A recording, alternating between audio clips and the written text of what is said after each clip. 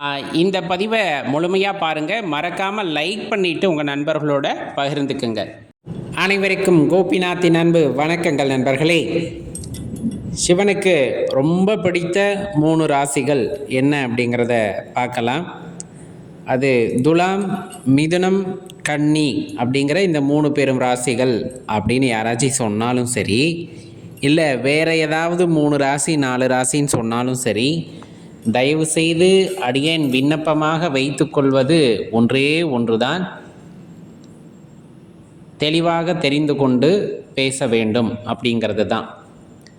பொதுவாக கடவுள் அப்படிங்கிற அந்த ஒரு பெரிய ஆற்றல், பேராற்றல் அப்படிங்கிற அந்த ஒரு சக்திக்கு ஆதியும் இல்லை அந்தமும் இல்லை அப்படிங்கிறத முதலில் தெளிவாக தெரிந்து கொண்டு அதன் பின்பு அந்த கடவுளை கொண்டு வந்து ஒரு ராசி மண்டலத்துக்குள்ளே அடைப்பதை பற்றி யோசித்து பார்க்க வேண்டும்.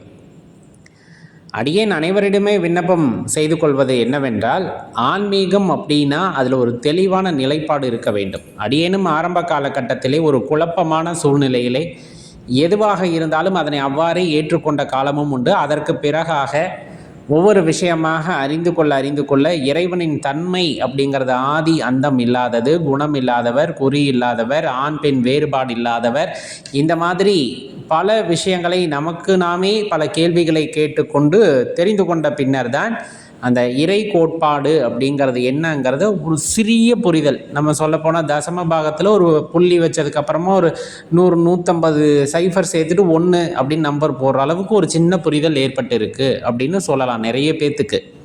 அந்த அடிப்படையில் தான் அடியேன் உங்களிடம் விண்ணப்பமாக வைத்துக்கொள்வது. இப்போ அடியேன் சொன்னேன் இல்லையா தலைப்பு, இது அடியேனாக சொல்வது அல்ல. இது நிறைய இணையதளத்தில் வருது. எதேர்ச்சியாக பார்க்கும்போது சிவபெருமானுக்கு பிடித்த 3 ராசிகள்னு சொல்லிட்டு ஒரு 3 ராசி மண்டலங்களை பற்றியும் அந்த ராசி மண்டலத்தில் பிறந்தவங்களுக்கு சிவபெருமானோட கருணை முழுமையாக இருக்கும் அப்படின்னு சில பேர் சொல்வதை பார்த்ததுமே நமக்கு ஒரே நகைப்பாக இருந்தது. அடே அப்பா, இவ்வளவு பெரிய பேரண்டம், இவ்வளவு பெரிய அண்டம், பிரபஞ்சம், இந்த மாதிரி எவ்வளவோ படைத்த இறைவன் அந்த சூரிய குடும்பத்தில் குறிப்பாக ஒரு குறிப்பிட்ட நட்சத்திரத்தை ஆட்கொண்டு அல்லது ஒரு குறிப்பிட்ட ராசி மண்டலத்தில் நின்று கொண்டு அந்த ராசி மண்டலத்தில் பிறப்பவர்களுக்கு தான் தனது அனுகிரகம் முழுமையாக செய்வார் என்றால் அவர் அந்த பேராற்றலாக இருக்க முடியுமா அப்படிங்கிற கேள்வி வருது இல்லையா?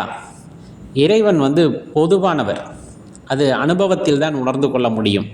மாறாக இந்த மாதிரி ஏதேனும் ஜோதிடர்கள் சொன்னார்கள் என்றால் நல்ல ஜோதிடர்களிடம் சென்று தெளிவாக அறிந்து கொண்டு பிறகு பேசுங்கள் அப்படின்னே நம்ம சொல்லலாம். இது அவர்களை கண்டிக்கிற வகையெல்லாம் இல்லை, தெளிவை பெற்று வாருங்கள் அப்படின்னு தான் அடியேன் விண்ணப்பமாக வைத்துக்கொள்வது.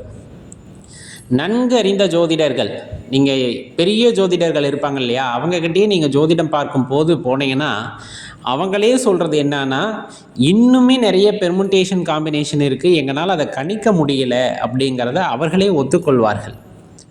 அவர்களுக்கே தெரியும் இது வானவியல் சாஸ்திரம், நம்ம நினைக்கிற மாதிரி ஒரு குறிப்பிட்ட காம்பினேஷன்ஸில் அதை கணிச்சு சொல்ல முடியாது. என்னதான் நம்ம சரியாக கணிச்சாலும் கூட அதில் சில விதிவிலக்குகள் இருக்குது. அதை பற்றின அனுபவம் நமக்கு கிடையாது, அதை பற்றின நூல்கள் நமக்கு இன்னும் தெளிவாக கிடைக்கவில்லை அப்படிங்கிறத அவ்வளவு அருமையாக சொல்லக்கூடிய ஜோதிடர்களையும் அடியேனால் பார்க்க முடியாது. தான் கற்றது கையளவு தான், இன்னும் ஜோதிடத்தில் தெரிந்து கொள்ள வேண்டியது உலகளவு இருக்கிறது அப்படிங்கிறத ஓப்பனாகவே ஒத்துக்கொள்ளக்கூடியவர்கள் இருப்பார்கள்.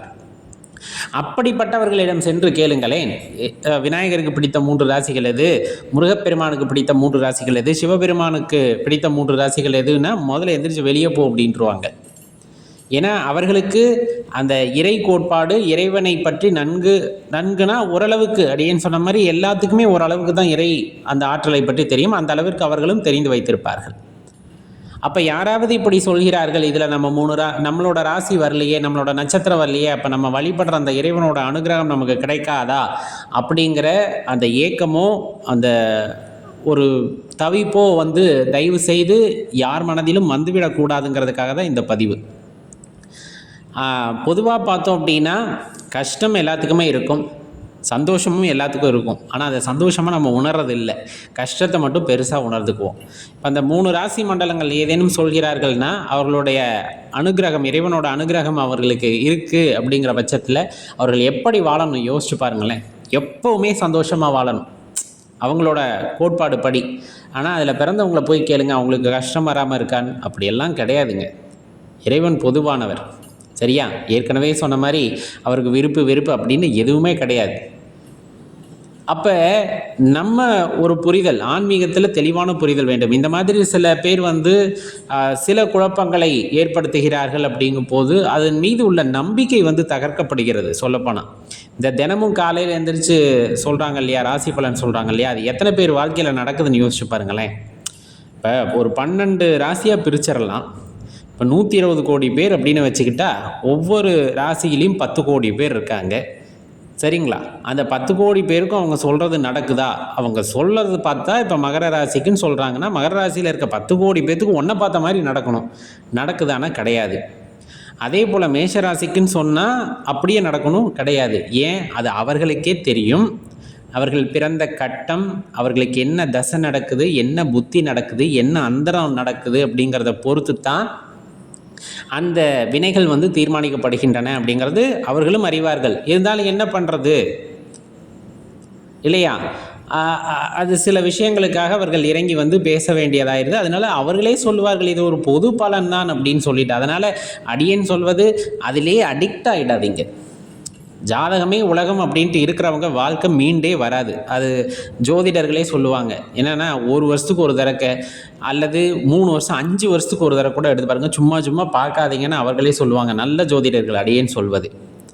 மற்றபடி காசுக்காக பண்ணணும் அப்படின்னா அவங்க எத்தனை தடவை வேணாலும் நீங்கள் கொடுத்தாலும் பார்த்துக்கிட்டே இருப்பாங்க. ஏன்னா அவர்களுக்கு தேவையானது அதை வியாபார பொருளாக பார்க்கணும் அப்படிங்கிறது.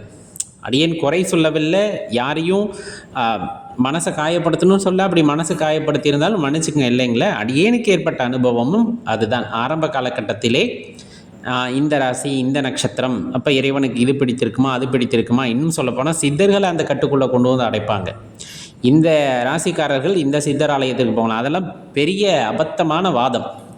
சித்தர்கள் எல்லாம், சித்தராஜ்யம் நடத்துகின்ற சித்தர்கள் எல்லாம் பொதுவானவர்கள், மனித குலத்தை மேன்மைப்படுத்த வந்தவர்கள். அவர்களை கொண்டு போய் ஒரு ராசி நட்சத்திரத்துக்குள்ளே அடைக்கக்கூடாது. மீண்டும் அடியேன்னு சொல்வது, அடியேனுக்கும் ஆரம்ப காலகட்டத்தில் இப்படி ஒரு தவிப்பு குழப்பம் இருந்தது உண்மை. அது இன்னும் நம்மளோட பழைய பதிவுகளில் போய் பார்த்திங்கன்னா இருக்கும். அடியேன் அதுக்காக அதை நீக்கணும் அப்படின்னு கூட நினைக்கல. அடியேனோட புரிதலும் அப்படி தான் இருந்தது ஒரு காலகட்டத்தில். ஆனால் ஒரு அளவுக்கான அந்த ஒரு புரிதல் தெளிவு வந்ததுக்கப்புறம் இறைவனை பற்றிய தத்துவம் அப்படிங்கிறது ரொம்ப பறந்து விட்டது அப்படிங்கிறத நம்மளால் உணர்ந்து கொள்ள முடிகிறது. அது ஒரு எல்லைக்குள் அடைக்க முடியாது. ஒரு ராசி கட்டத்துக்குள்ளேயோ ஒரு நட்சத்திரத்துலேயோ இறைவனை கொண்டு நிறுத்த முடியாது. சித்தர்களையும் அவ்வாறு நிறுத்தி நம்மால் சொல்ல முடியாது. அவர்கள் அனைத்தையும் கடந்தவர்கள், அனைத்திற்கும் அப்பாற்பட்டவர்கள். அப்படி யாரேனும் கூறுகிறார்கள் அப்படின்னா தெளிவாக இருந்துங்க, மனசை குழப்பிக்காதீங்க. அதனால் மனம் வருந்த வேண்டாம். அவர்கள் சொல்வது இம்மி அளவும் உண்மை இல்லை என்று அடியனுடைய கருத்து. மேலும் அது குறித்த கருத்துக்களை இப்போ நம்ம பார்வையாளர்கள் இருக்காங்க இல்லையா, அவங்க கீழே கமெண்ட்டில் பதிவு பண்ணாங்கன்னா பாருங்கள். அவர்களுக்கும் பரந்துபட்ட கருத்து இருக்கும். ஒரு குறிப்பிட்ட ராசி நட்சத்திரம் தான் இறைவனுக்கு பிடிக்குமான அவர்களிடம் கேட்டாலும் அவர்களுமே நல்ல புரிதல் உள்ளவர்கள் தெளிவாகவே கீழே பதில் சொல்லுவாங்க. வாய்ப்பிருந்த அந்த கமெண்ட்டையும் பாருங்களேன். அவர் அனுபவத்தை சொல்லுவாங்க. அதனால தான் அடியேன் சொல்வது, இந்த மாதிரி ராசி நட்சத்திரத்திற்கு இறைவன் இதை செய்வார் அதை செய்வார் அப்படின்னா தெளிவாக புரிந்து கொள்ளுங்கள். அது எல்லாம் அவ்வாறு உண்மை என்று இருந்தால் அது இந்த சிருஷ்டியை படைத்த சிருஷ்டிகர்த்தாவாக இருக்க முடியாது அப்படிங்கிறத ஆணித்தனமாக அடியேனால் கூற முடியும். அதைத்தான் நன்கு உணர்ந்த அறிந்தவர்களும் கூறுவார்கள். நன்றி, வணக்கம்.